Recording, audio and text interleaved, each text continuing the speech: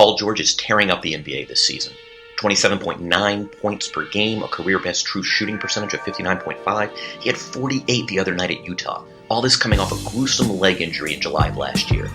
I got a feeling, Mark, unfortunately, this might be serious. Yeah, this is unfortunately part of the reality of playing basketball. So what's gotten into George? Aside from all the hard work he put into rehabbing, there's just a lot more space for him to work with on the floor.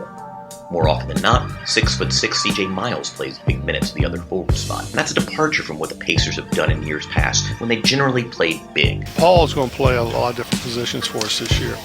I'm the one that thinks he can play the forward position. I think the mismatches on the offensive end is far greater than the defensive liabilities sometimes you'll have against the strength. But I think he can handle it.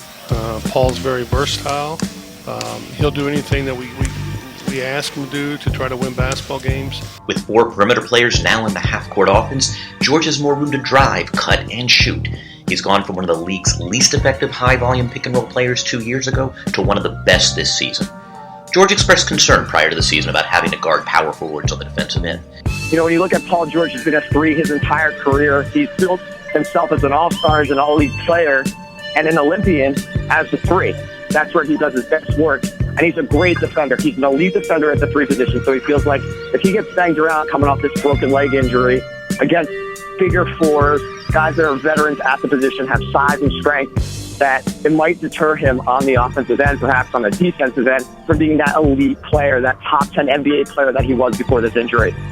But Miles has picked up most of those assignments, with Lavoy Allen helping out. This leaves George free to do what he does best, lock down opposing wings. For Paul George, 2015-2016 looks like a win-win all around.